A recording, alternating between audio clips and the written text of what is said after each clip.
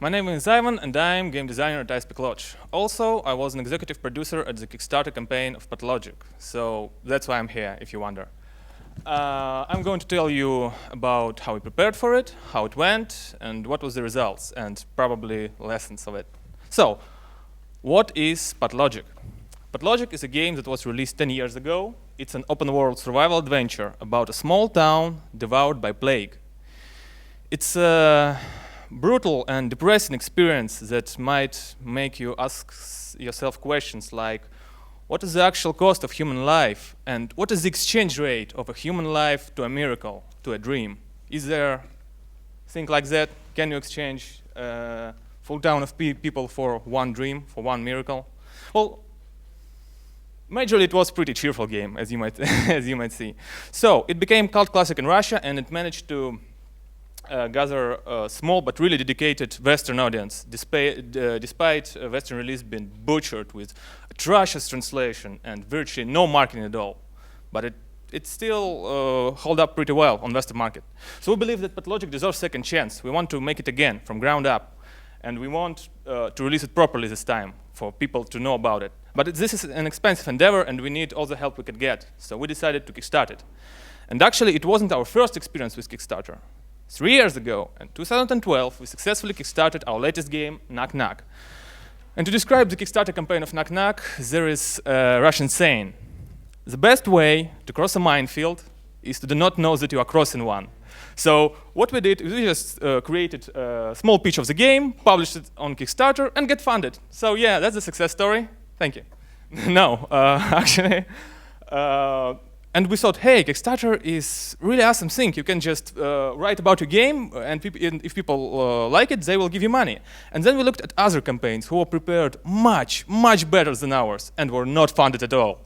And we realized how lucky we got. And we couldn't hope to get lucky twice with Pathologic, especially with funding goal of Knock Knock being $30,000 and funding goal of Pathologic being $250,000. So we can't hope to get this lucky. So we had to be prepared. We had to use experience of Knock Knock, of other Kickstarter campaign. We had to do it right. So, main lesson of Knock Knock Kickstarter campaign was that we need a spike of pledges at the first day of a Kickstarter campaign to get the momentum, to get Kickstarter campaign funded. So we needed people who trusted us enough to support us from the get-go, from the first day. We needed someone to become a first pledger, someone to become a 100th pledger before campaign looked trustworthy enough, before there is thousands of people supporting it and everybody writing about it already.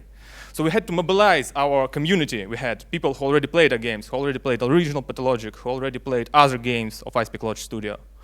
So we had 3 ways of reaching out to them in mind. First, the most obvious one, direct contact through social networks, people who already follow us. Yeah.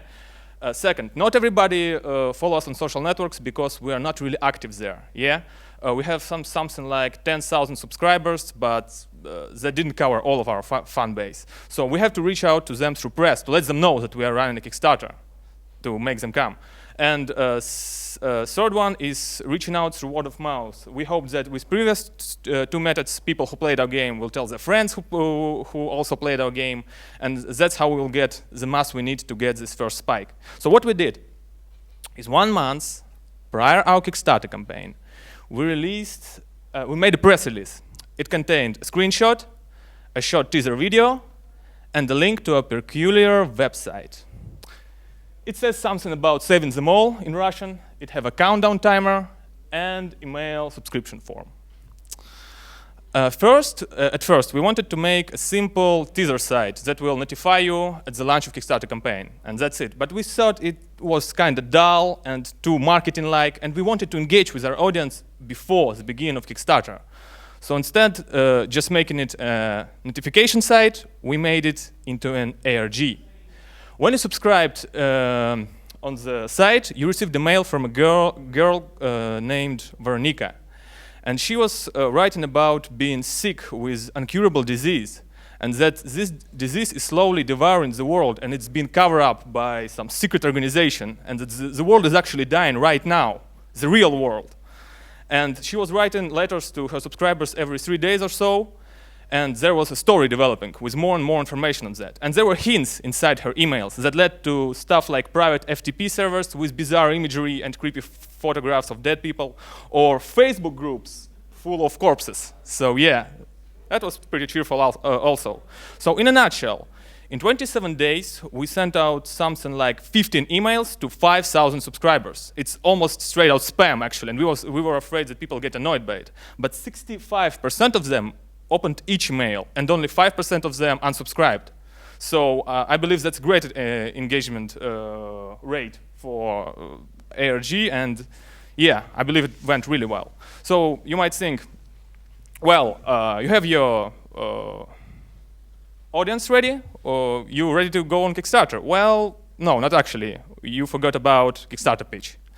So, with me talking so much about how important it was to get old guys on Kickstarter, you might think that we made our Kickstarter all about nostalgia. How, remember this good old game, let's make it again, yeah?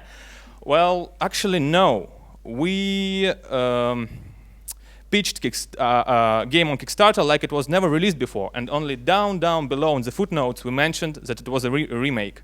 Because we believed that people who already played the game, they will understand that this is a remake, and they will respect that we do not try to manipulate them through nostalgia, just to make it the main selling point of the game. We re-pitched the game again to the people who already knew the game, to make them want to play it again because of the game itself and not because of the memories of the game. And for the people who never heard about original Pathologic, obviously nostalgia thing wouldn't ever work. So this picture actually is a great example of what we did at our Kickstarter page. We tried to recreate atmosphere, content, and even gameplay through text and imagery on Kickstarter page, so you would feel how it would be to play the new Pathologic. And we got great feedback on it before and after and during Kickstarter, and people were saying that this was one of the best Kickstarter pitches they ever saw, so I really recommend you to go and check it out. Actually, I could make a whole, like, 1-hour speech about how we made our Kickstarter pitch, but I don't have time for that, so just go and check it out, really. So, we have our pitch ready, we have our audience ready, and we press publish button on Kickstarter. We received huge support from Rock Paper Shotgun and PC Gamers. They covered our announcement, they covered our release, they covered every major milestone we had during Kickstarter, and that brought in a lot of traffic, and I will get back to it later. A massive wave of first responders from ARG, from social networks. Actually, there were hundreds of people pressing F5, updating the websites on the ARG site when countdown was close to 0. They were waiting for this link to appear, and they jumped on Kickstarter at first seconds when it's published. We published our Kickstarter and we thought, okay, we will wait for like an hour for some people to come. And then we saw numbers changing in real time, like seconds after the launch of Kickstarter. And we were $60,000 in 3 hours. It was insane. We got more than half of our funding in 3 days. This was an insane experience. It's kind of like you launch successful title on successful game, yeah, but you don't see your numbers real time. And here we saw them real time. That was insane. And we got a pleasant surprise from other developers, guys from In Exile Entertainment, guys from Tale of Tales, guys from Charlie Asker. They supported us via Twitter, and we got massive wave of people from there too, so yeah, thanks to them. So you might think, well, that was a success. You got half of your sum in 3 days, and your job is done. Well, it was not. We had 33 days of campaign ahead of us, and we had to work for it. So with Knock Knock Kickstarter campaign, we did actually none of the updates for the campaign because we didn't actually realize why we have to do them. What was the purpose? To be honest, we didn't actually realize why we have to do them with Pathologic also. But we knew that we have to do them out of respect to the people who already supported us on Kickstarter, and that was a reason enough for us. So what we did is every 2 or 3 days, we were writing opinion articles from each member of the studio. It wasn't something like, here is the new screenshot, here is the making of video. No, it was stuff that could be posted on Gamasutra, because all of this was a great content on its own, aside of Kickstarter. It was an interesting read. So what we did is basically rewarded people who supported us on Kickstarter with great content every couple of days. And we got appreciation for it. And you might say, well, that's all nice and dandy. You were the good guys with your community, yeah? But how it actually affected your Kickstarter with money-wise, yeah? And I have an answer for that. Here's how our Kickstarter campaign went. In the upper graph, you see the large spike in the end, the death wall in the middle, and small spike at the beginning, yeah, and the small spike at the end. And if you look closely, you will see that every 2 or 3 days there are small spikes in pledges, in amount of money pledged. And you might think that, well, your updates, new people were reading your updates, trusted your campaign more, and decided to back you. Well, that is not that is what we thought how it will work, but that is not how it works. Actually, if you look at the second graph, number of people pledging daily is mostly unchanged. And there is no any correlation between this number and updates. So what actually happened, with each update, we gained more and more trust from the people who already supported us, and they were raising the pledges. So it's important to understand, when you make an update, you don't have to make them for the sake of updating, or to get new people donating to your campaign. You have to address people who are already on board with you, to make them trust you more, and just to pay your respects to them, actually, for supporting you. Here's the breakdown of traffic sources that brought money into our Kickstarter campaign. And at the first place, you can see it's social networks, vk.com, Twitter, and direct traffic is an IRG. At least a third of it is an IRG. Others are just people sharing link on Skype and stuff like that. But that's a pretty good number of direct traffic, because that means people were sharing it directly to their friends through word of mouth, as I mentioned. Second source, and it was kind of a surprise, is traffic from Kickstarter itself. It was just people stumbling upon our project. They didn't read about it in press. They didn't get recommendation from their friend. They just, oh, that's a banner of a game. They clicked on it, and they decided to pledge it. So because they liked the pitch, and I believe that's a great achievement. And in third place, the press. It's Rock, Paper, Shotgun, and PC Gamer, and some other gaming sites down there below. And if you look closely, you will see that Rock, Paper, Shotgun brought us 5% of all money pledged. Only one website. And if you got more support from more sites like that, we would get much more pledges. So yeah, getting support from press is really important. So at 23rd day of our campaign, we reached our funding goal. And you're supposed to announce your stretch goals when you reach your funding goals. And we approached our stretch goals not like adding new features into the game for the sake of having a stretch goals, features that do not belong into the game. What we did is we took the features that we already wanted to implement, and but they sounded like they might be too risky, they might take too time, and they might take a lot of time. And they were first candidates for feature cut. So what we did is we gave opportunity to the community to secure these features by reaching the stretch goals. So basically, we didn't change the scope of a game at all, but we secured that we are going to implement it just as we planned with the stretch goals. And what was the result of the stretch goals? At first, firstly, it kept people motivated. There was no drop in pledges after we reached our funding goal. And second, and that was actually a discovery for us, it decreased withdrawals. What is withdrawals? Actually, there was a decent amount of people who withdrew the pledges after we reached our funding goals because they believed we don't need the support anymore. The game is coming out, I will buy it on a sale after it comes out. So yeah, and I believe that having a stretch goals decreased amount of people who might have done that because we still had potential to grow.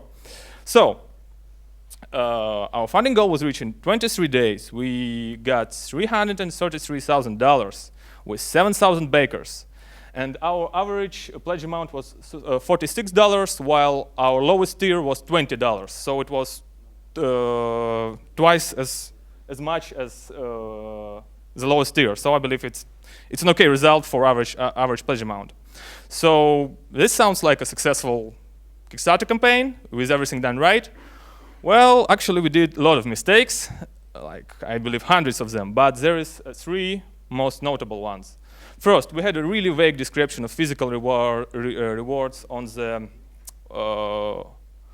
most expensive tiers. We said you will get a mask of a game character, you will get a painting or stuff like that, but there was no imagery, there was no anything. There was just a line of, that described what you will get. And I believe people hesitated to pledge to these tiers because of that. And we tried to fix it. We made an update about physical rewards during the campaign, but I believe it might have been too little too late, and we lost some amount of people by not preparing our physical rewards prior to the campaign. We tried banner ads. We invested something, not a big amount, something like $3,000 in banner ads to get people on Kickstarter after we reached our funding goal.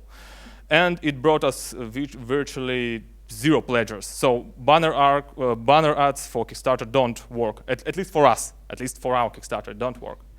And third thing is more of a delusion we had than a mistake. We believed that after our Kickstarter campaign will become big, after it will become successful, after it will get funded, well, that's going to be something press will write about.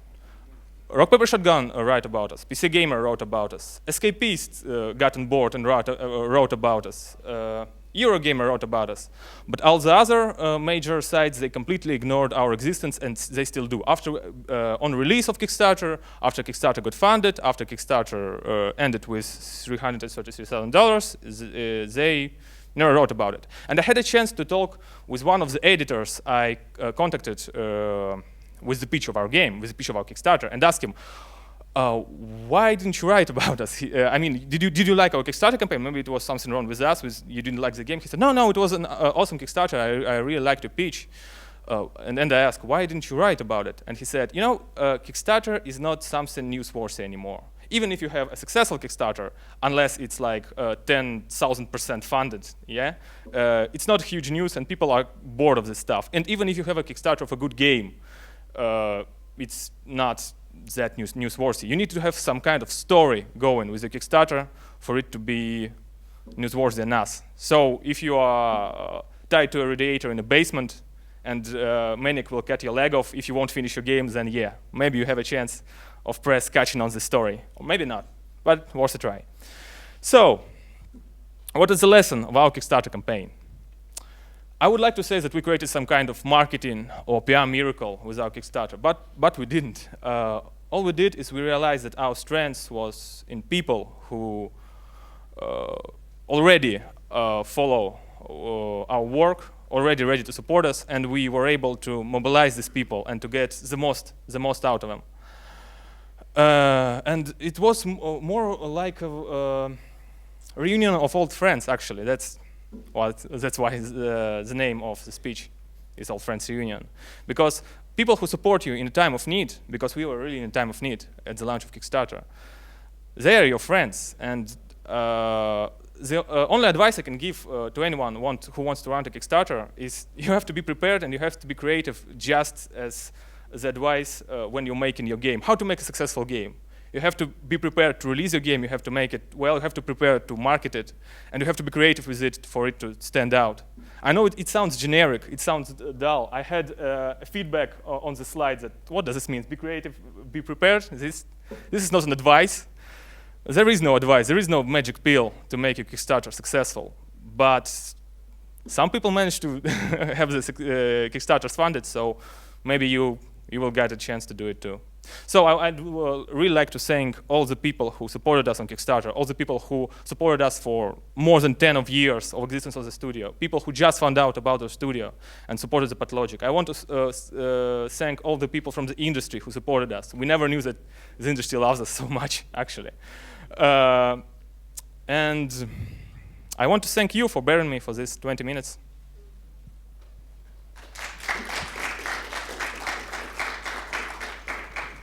Questions? Hi, I'm Brian from Image Inform. On one of your slides, you showed a breakdown of yeah, that one, Where did you get that? Is that from Kickstarter? It's from Kickstarter. Yeah. You get it on Kickstarter when you launch your campaign. Right. So, yeah. Right. Yeah. I thought you were being very clever to find those numbers. So yeah. Okay. Anyone? I have some dark secrets. Yeah, well, actually, I have another one. It's just a speculation. What do you think about Kickstarter these days? You said, like the journalist has said, it's not newsworthy. Yeah, it was. There was a Kickstarter, and actually, I believe one of the reasons we got Knock Knock funded because it was released at the golden age of Kickstarter, when any projects that look decent got funded. And now people hesitate to donate on Kickstarter because there was too many games funded via Kickstarters that not even out yet, and some of them will never be out. So yeah, people got burned a couple of times, and Kickstarter is becoming harder. You still can get your, and this is the proof, you can still get your game funded on Kickstarter. It was funded on October last year. But you have to work for it. And I mean, we had 10 years of a story behind our studio and the fan base. And I had friends who tried to make a Kickstarter with a great new IP, but it's a small indie studio, nobody knows about them. And they collected something like $100 in 30 days. So yeah, it's hard. Thank you. More questions? Here.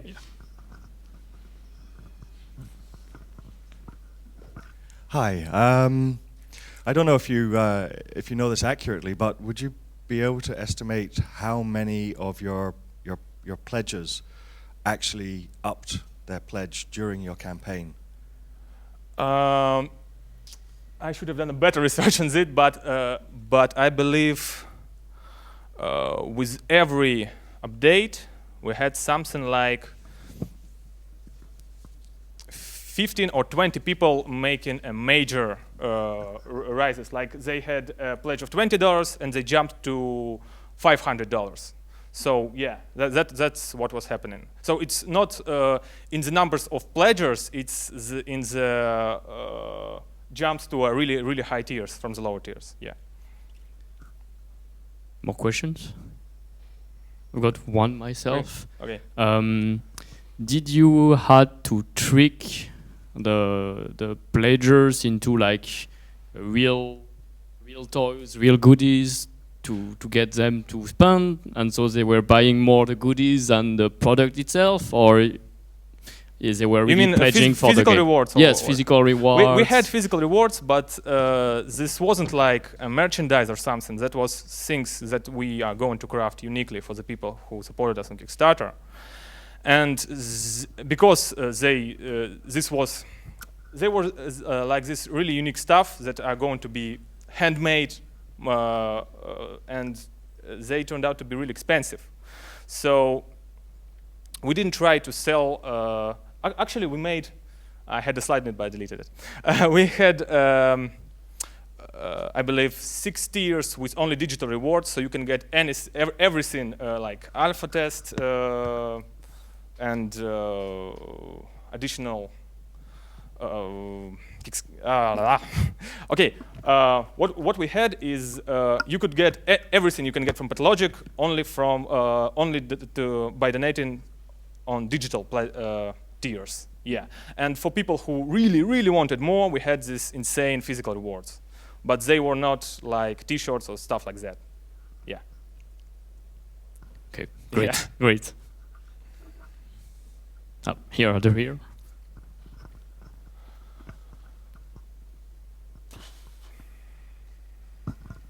I understand that you used the cult classic of the original game to involve more old fans and press.